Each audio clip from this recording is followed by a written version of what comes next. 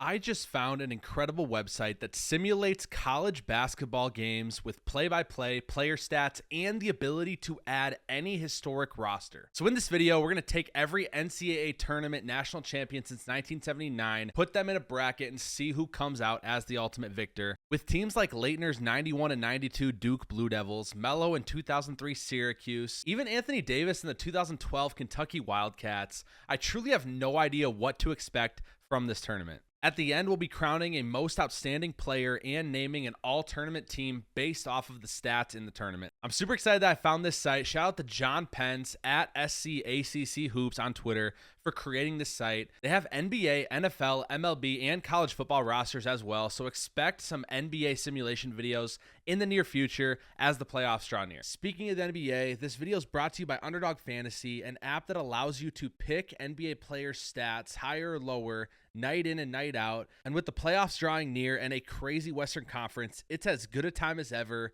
to download the app. Sign up with code Hardwood for a 100% deposit match up to $100. You'll find a link to download it in the description or just search Underdog Fantasy on your app store. We have 43 national champions in this bracket. I didn't include 2006 Florida or the 2020 year. Obviously, there wasn't a tournament since 1979. We randomized the seeding. There's some tough draws because of that, but it was the most fair way to do it. Let's get into the first matchup. We have 1991 Christian Laettner's junior season Duke Blue Devils versus 1981 Indiana with Isaiah Thomas. Let's head over to NCAAGamesim.com and kick this tournament off right. So we select 1981 Indiana, a custom team that I had to build, and then they do have historic Duke teams on here. And because this is the NCAA tournament, there is no home court advantage, but we are going to show player stats and show play-by-play. A very tough draw for 81 Indiana and Isaiah Thomas. Let's see if they can pull off the upset. As you can see, they have play-by-play here. Let's just kind of scroll down and just see on this first one. Looks like 91 Duke wins 91-75. Kind of dominated. Let's see player stats here. Laettner has 26, Thomas Hill 21, Grant Hill 15. Like Laettner only missed 2 shots, 10 for 12 from the field. Guys, he may be our most outstanding player. It's just a matter of is it 91 or 92 Laettner. It's tough that Isaiah Thomas fell to 91 Duke, but it is what it is. He wasn't even this leading scorer on his own team. Only took 9 shots. That's just part of playing in this bracket. There's going to be very good teams that get beat in the first round. Second matchup of the tournament, another great one. I feel like we're going to be saying that a lot for obvious reasons in this video.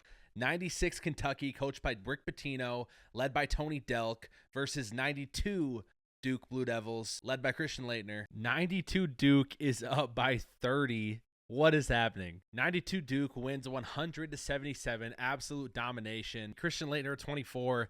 He's definitely my favorite for most outstanding player of this tournament, as much as I hate him. Moving on to our next matchup, we have 1980 Louisville with Daryl Griffith, an absolute legend, versus 1995 UCLA, a team that I don't know as well as maybe I should, but I'm really pulling for Daryl Griffith in this one. Let's hope they pull this out. They lost by 109-108. Daryl Griffith put up 41 points. I mean, he took 35 shots. 2015 Duke versus 2008 Kansas. Tyus Jones and Jalil Okafor versus Mario Chalmers, Brandon Rush, Darrell Arthur for Kansas. Let's go.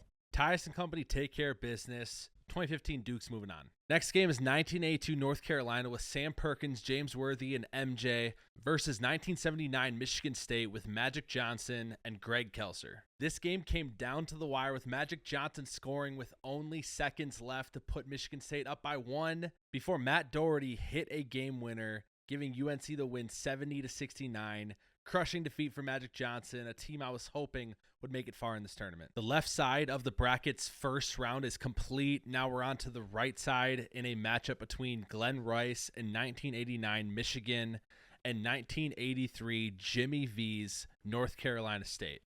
83 NC State beats Glenn Rice and 1989 Michigan 85-77. This one I'm shocked with. I thought Glenn Rice would put up like 40 and they'd win pretty easily. But just maybe there's some magic happening with the 83 Wolfpack again. The 2012 38-2 Kentucky Wildcats versus the 2005 iconic North Carolina Tar Heels. I wish I could show you every play-by-play from every game, but we'd be here forever. A very close game. Anthony Davis sneaks out the win. 2012 Kentucky advances. Our next matchup, another fun one. You got the Jerry Tarkanian 1990 UNLV Runnin' Rebels versus the 1987 Indiana team with Steve Alford. How is Indiana up 21 this early in the game? Now they're up 72-34. They're up 38. They're up more than UNLV scored. This is an offense that was incredible. 87 Indiana wins, 99-74. I messed up and put 84 for UNLV in the bracket, but remember, this is a 25-point victory for Indiana. UNLV has the record for the largest championship win at 30 points. So it's shocking to me that they got blown out. Our next matchup is 07 Florida, reigning champions back-to-back. Joakim Noah, Al Horford, Corey Brewer versus Kyle Guy, Ty Jerome, DeAndre Hunter. This is a team that was 1 year removed from being the first 1 seed to lose to a 16. 2019 Virginia wins 88-83. And what's super weird about this is they weren't even that good of an offense, yet they put up 88 on Florida. Kyle Guy did have 31 points, going 7 for 10 from 3.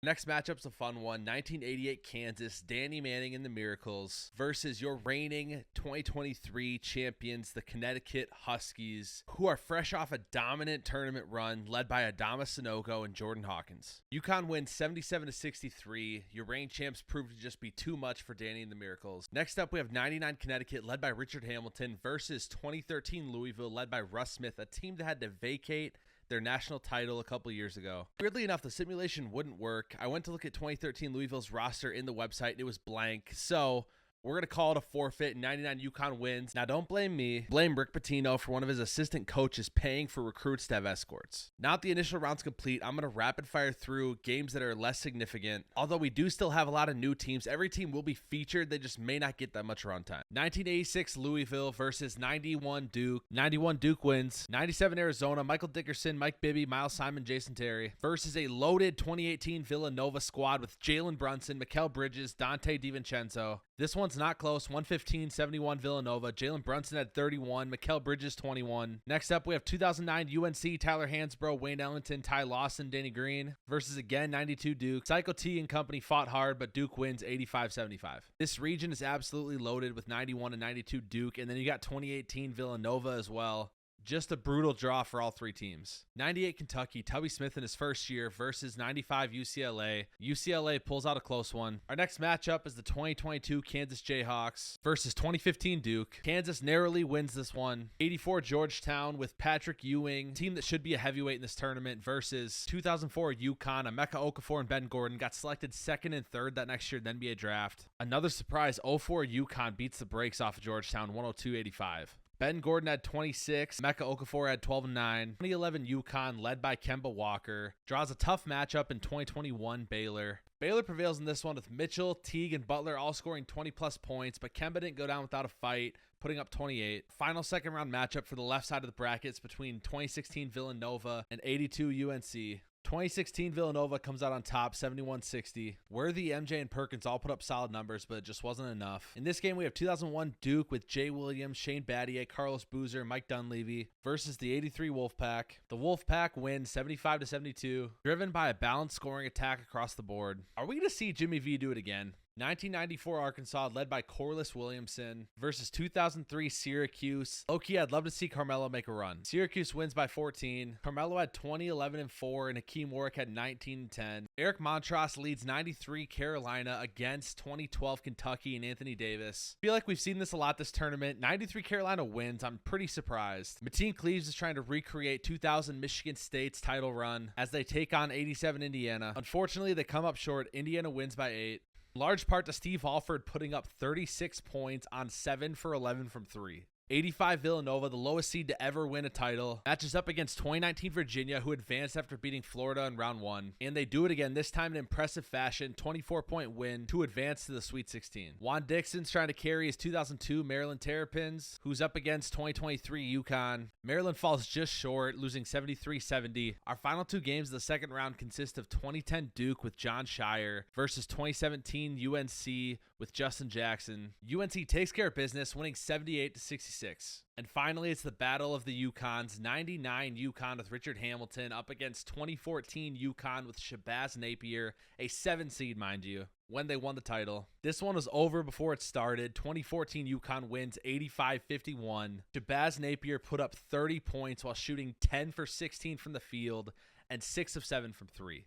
We now officially have our Sweet 16 set. Here is how the matchups look. We have 91 Duke versus 2018 Villanova, 92 Duke versus 95 UCLA, 2022 Kansas versus 2004 Connecticut, 2021 Baylor versus 2016 Villanova, 1983 North Carolina State versus 2003 Syracuse, 1993 North Carolina versus 1987 Indiana, 2019 Virginia versus 2023 Connecticut, and 2017 North Carolina versus 2014 Connecticut. Now, I'm not going to lie, there's a lot of shocking games in this tournament so far, but that's what makes it fun. If you're still watching this right now, comment in real time who you think is going to take home the championship. This tournament is still wide open. The first matchup of the Sweet 16 is a fantastic one. 91 Duke versus 2018 Villanova. Villanova ends up winning 102-86, but they didn't just win. They led wire to wire. Mikal Bridges had 30 on 10 of 14 shooting and 4 of 6 from 3. Dante DiVincenzo had 28 on 12 of 16 shooting. Very impressive win for the Wildcats. The senior version of Christian Laettner will look to avenge his junior year self as 92 Duke takes on 1995 UCLA, and avenge he does as 92 Duke wins 94-73. Laettner finished with 25, 10, and shot 11 for 13 from the field, punching their ticket to the Elite Eight. For our third spot in the Elite Eight, we have the 2022 Kansas Jayhawks versus 04 UConn. The Huskies prevail in this one with a huge game from Emeka Okafor, who finished with 22 points and 11 rebounds. Next up, we have the 2021 Baylor Bears versus 2016 Villanova Wildcats. Baylor advances with an 11-point victory, giving us half of our Elite Eight complete. Moving on to the fifth matchup of the Sweet 16, two of my favorite teams, 03 Syracuse versus 83 NC State. Carmelo and company take care of business with a 14-point victory, thanks to Akeem Works' 23-9 and Carmelo's 21-15.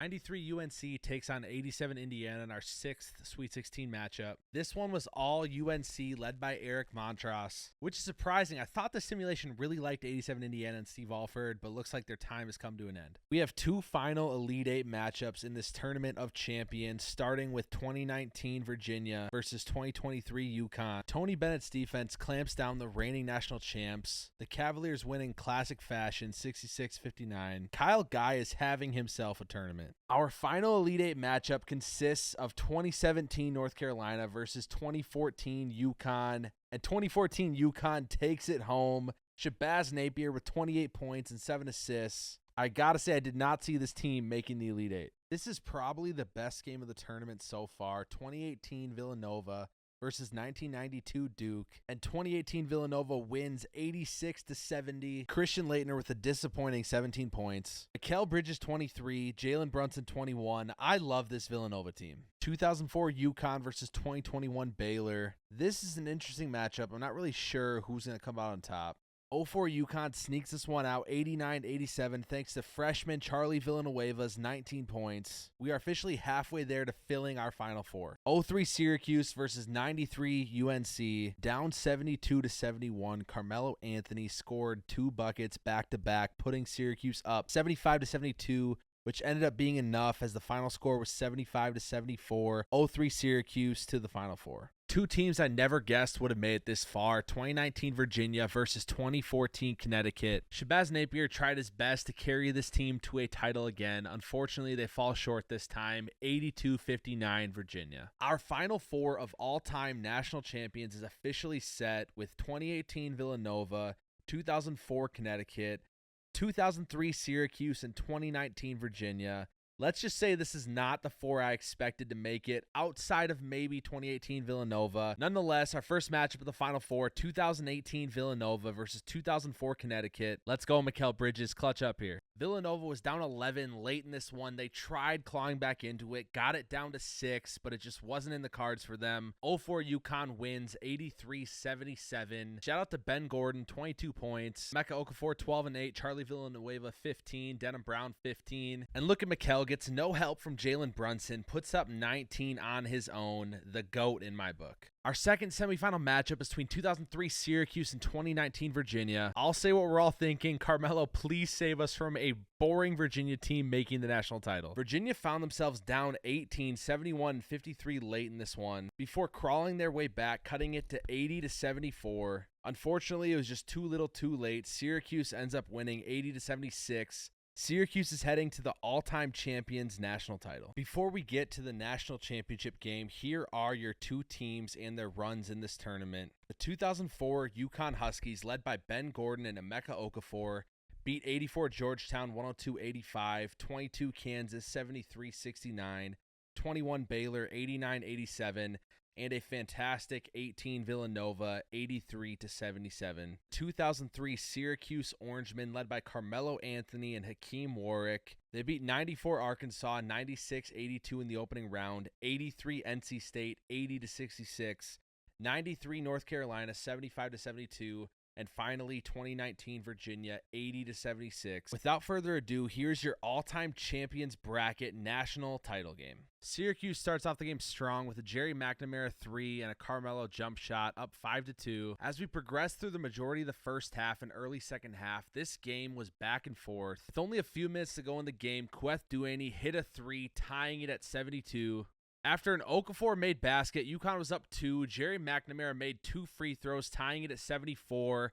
And that's when Ben Gordon came down and made the shot of his life. A three-pointer with only seconds remaining, putting Connecticut up 77-74. Jerry McNamara missed a 3 as time expired, making the 2004 Connecticut Huskies your all-time national champion, tournament champions. Carmelo and Hakeem Warwick did all they can with 27-8 and 13-12 respectively. But this was the Ben Gordon and Emeka Okafor show with 21-7 and 18-7. Definitely not the team I would have bet on to win this tournament. Now let's get to the all-tournament team and the tournament's most outstanding player. First one being Shabazz Napier did all he could to bring his team to the Final Four, falling short in the Elite Eight, averaging 24.6 points per game, 5.3 assists, and shooting 61% from 3. Next honorable mention we have is Hakeem Warwick, 17.6 points per game, 9.6 rebounds, and helped his team reach the title game. Next on the team is Kyle Guy. He averaged 20.8 points per game on 58% from 3, led his Virginia Cavaliers to a Final Four. Then we have Mikal Bridges, who averaged 23.3 points per game, 5.6 rebounds, and 52% from 3.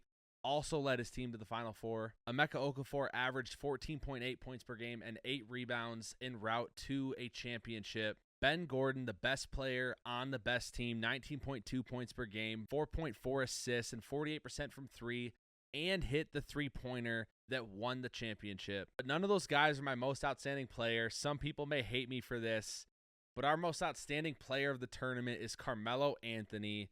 Averaged 20 points per game and 11.4 rebounds. It's rare that most outstanding player goes to a team that lost in the title game, but I feel like Carmelo was the most impactful player in the tournament. 2003 Syracuse does not get anywhere near the Final Four without him. While on the other hand, Emeka Okafor and Ben Gordon went second and third in the NBA draft the next year. They have each other. That wraps up the all-time national champions tournament bracket. If you enjoyed this video, you'll like this one I just did on the most hated players in college basketball. Thanks for watching. This video took a ton of work building these custom teams. As always, we'll see you on the hardwood.